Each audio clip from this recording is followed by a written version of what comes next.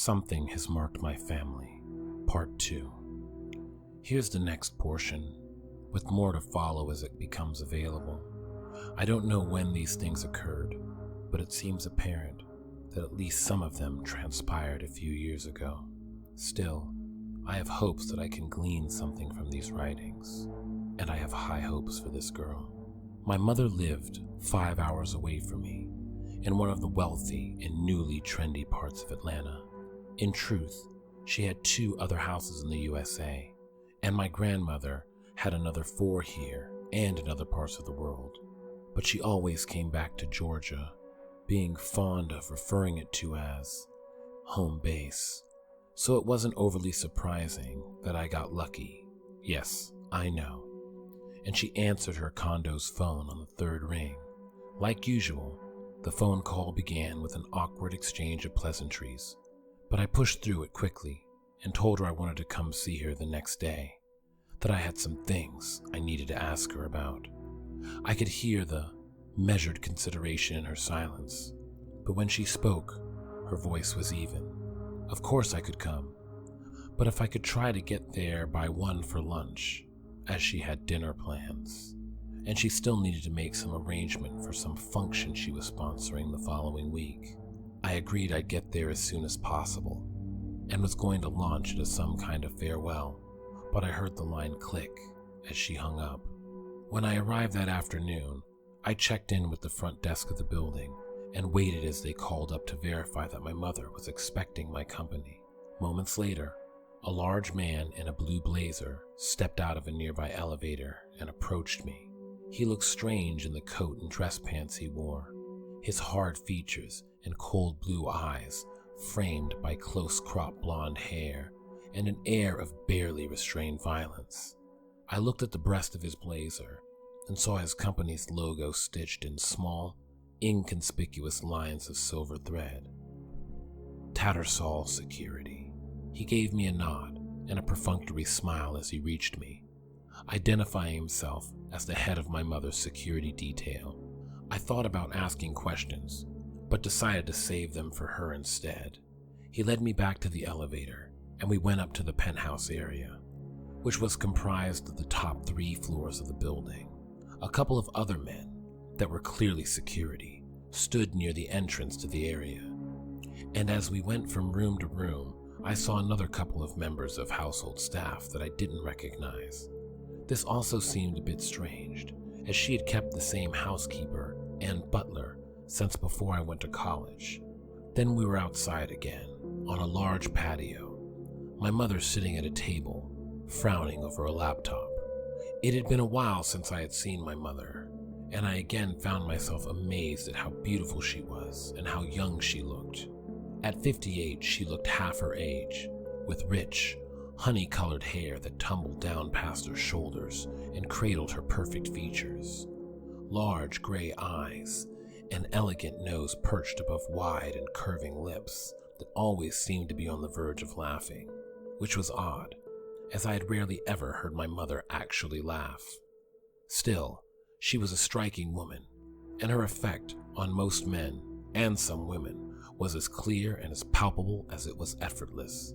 Yet despite that, I didn't know if she had ever dated or been with anyone since my father had died when I was 17.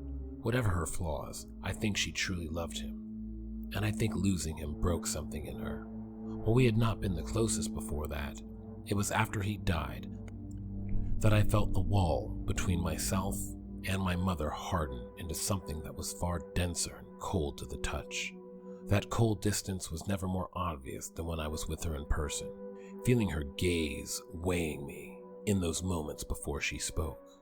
"It's good to see you, Eliza. Please, come give me a hug."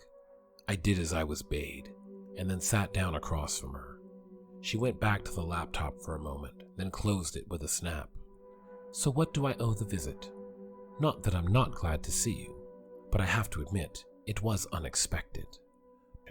During the drive down, I had debated how to broach this discussion, and ultimately, I decided that direct was the best way. I knew that my mother knew what was going on, or at least knew a lot more than I did.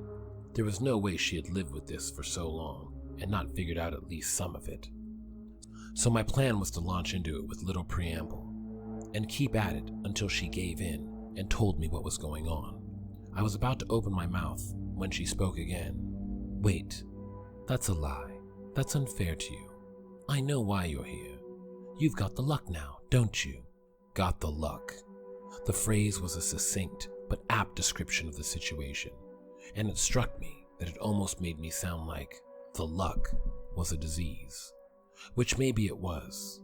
All I said was, "Yeah, I do. What is it?" She smiled, her bright winning smile that was compelling, even knowing it was wholly disconnected from anything she was actually thinking or feeling, and reached forward to pat my hands.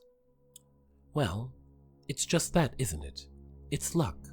Our family, the women in our family, have always been lucky, just like you used to say growing up."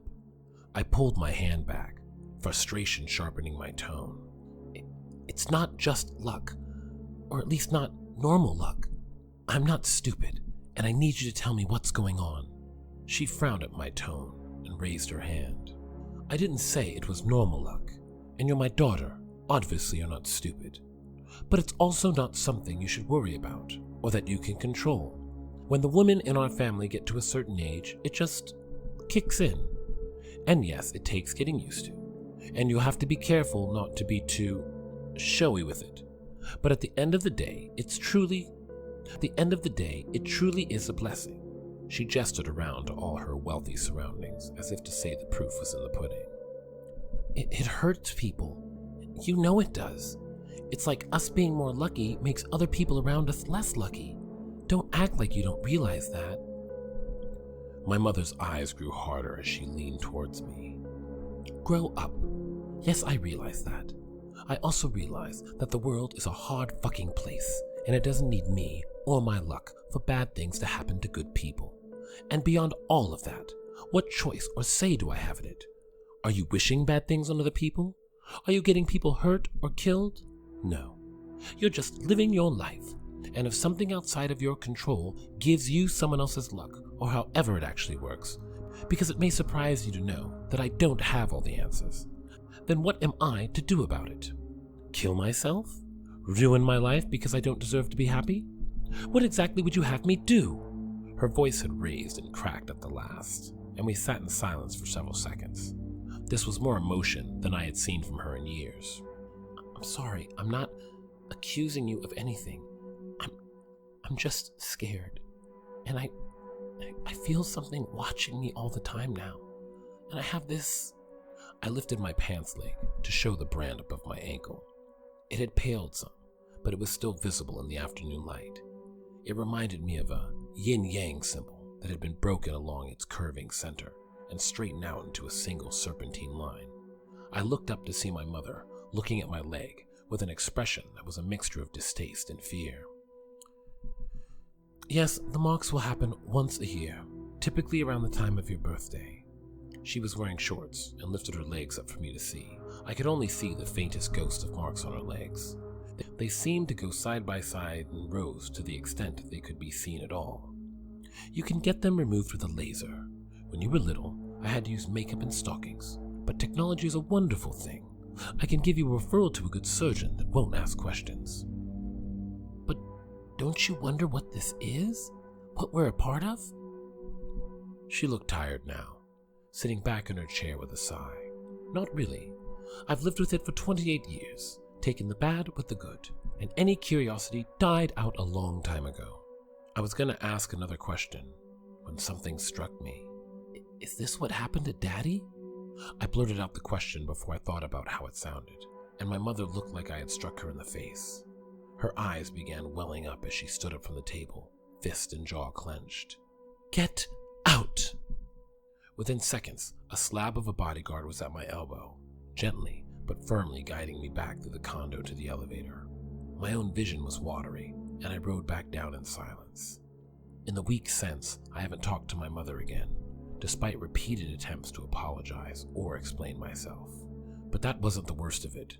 I went to the gym, and a guy lifting heavy weights in the back started screaming when his feet slipped off the leg press machine and his knees were crushed by 500 pounds of metal. I started taking walks in a local park, which was nice and soothing, until I realized that at least once a week I saw a dead bird or squirrel near my path. The worst was the fire. I was walking to the bank around the corner from work when I heard a siren, then two, then three. As I turned the corner, I saw smoke billowing out of a fourth-floor window. Decades earlier, it had been a large department store, but a few years back, it was converted into expensive apartments. These apartments were now ablaze, and I could hear a woman shrieking from the top floor. First, I couldn't tell what she was saying, but then I made it out. "Save the baby! Please, catch her!" By now, I could see that she was burning. I could see as she tossed an infant out the window, a lash of flame reaching out chasing the child, setting it alight. It didn't cry, and I tell myself that it was already dead from the smoke, but I think I saw it moving for a moment when it struck the concrete below. When I got back to work later that morning, I ran to the bathroom and vomited. Usually very social, I found myself becoming more isolated, partially out of the fear that the more someone was around me, the more likely it was that they would get hurt. Externally, my life continued humming along smoothly at every turn. Despite my self-exile, I found fast friends and helpful strangers at every turn. Despite my depression, I actually felt better physically. I swear, I think I started looking better too. And I would notice these good things, even appreciate them at times through my numbness, but it didn't help me feel less alone. Then my grandmother came to visit.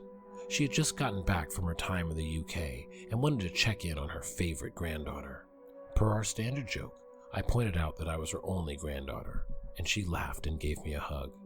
She fixed us a delicious dinner out of the motley groceries I had at the moment, and we ate slowly while we talked, with most of the conversation about her travels or my work.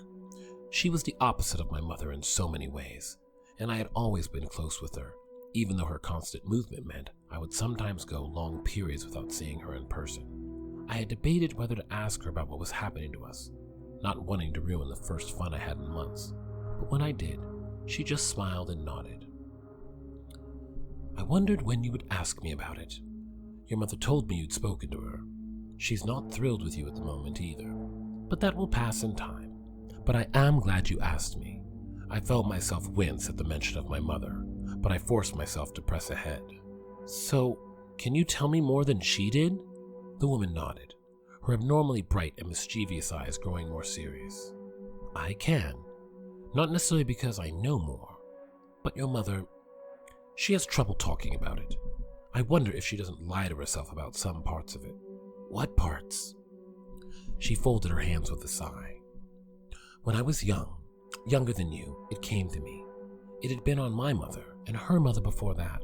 Farther back than that, I do not know, and I don't know how it started or where it comes from. But from my experience, what I've learned is what I've observed with your mother and now you. This is how it works. It comes on you sometime between 15 and 30, or that seems to be the case. And once it starts, it lasts for 30 years. Not the luck part.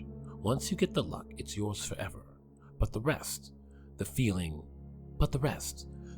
something with you, the marks, the people around you getting a raw deal, that just stops.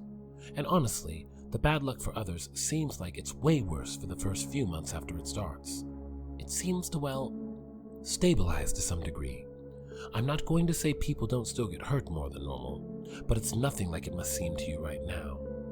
Right now, it is heightened, and right now, you are also very sensitive about it, so you assume every slight misfortune is connected to you. I'm telling you it's not.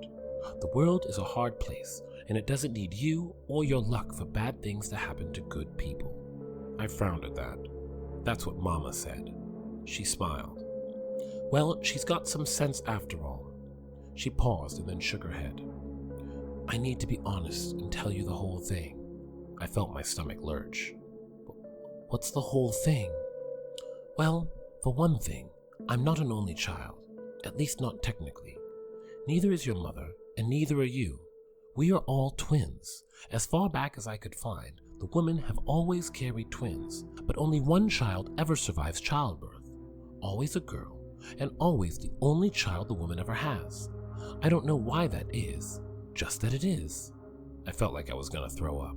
So all those babies. I know, honey, I know. Best not to dwell on it, as it can't be helped. But some things can be. Let's go on in the living room, and I'll tell you the rest of what I know.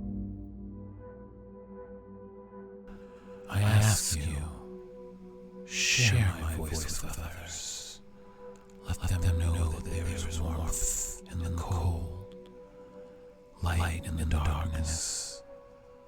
My friends, lovers, disciples. This is Dante.